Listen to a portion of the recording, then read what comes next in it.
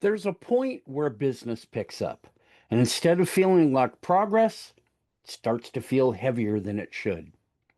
Now, from the outside, everything looks good, but from the inside, it's a different story. Every decision takes longer than it used to. Perhaps your team starts needing more from you and not less. And things that used to feel simple, well, those are becoming harder to keep consistent. That's the point where growth stops helping and starts putting pressure on everything underneath it. Today, let's take a closer look at that situation, talk about what's actually happening underneath, and why trying to scale from that point usually just adds more pressure. Welcome to the Entrepreneur Strategic Briefing, where we cut through surface problems and uncover the moves that top CEOs use to scale with confidence.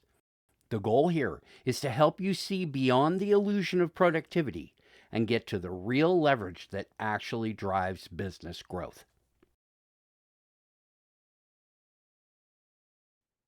A lot of people hit the point where growth starts making things harder, and they assume it's a scaling problem.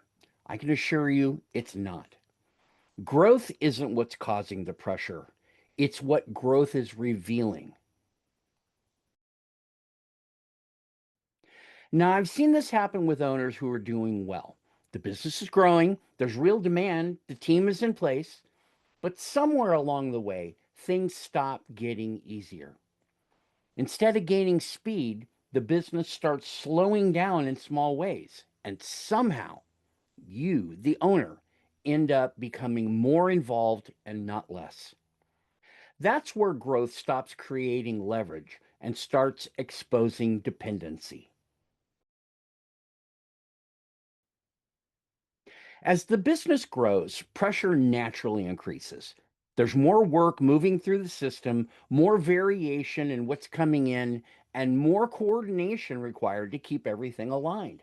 Now, none of that is unusual, but what matters is whether the structure underneath can actually carry the extra load. Because structure determines whether that pressure holds or collapses. And this is where it connects to something we looked at earlier in this podcast.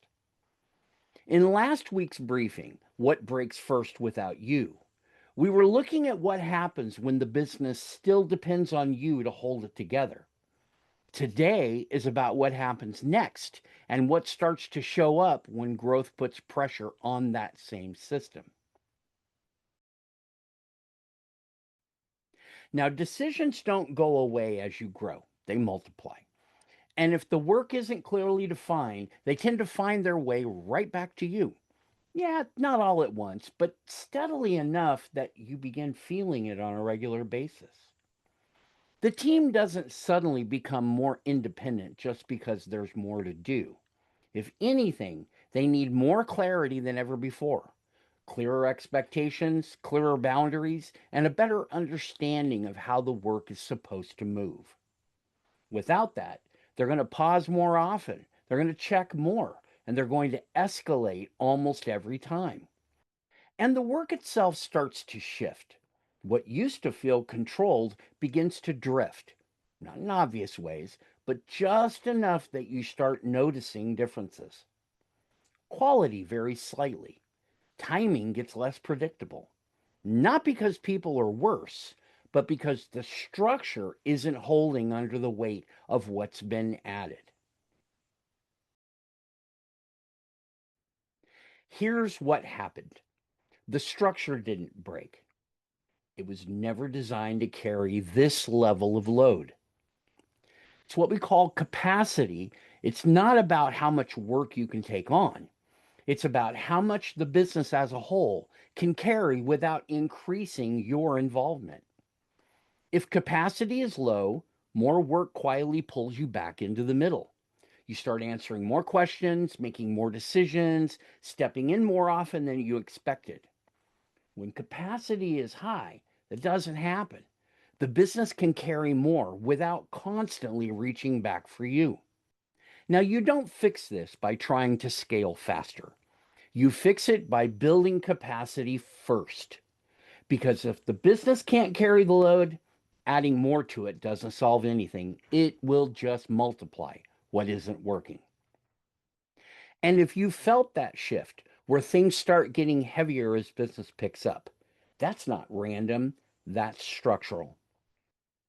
And if you want to see where your business starts to lose stability as demand increases, this week's Framework Fix will walk you through the process.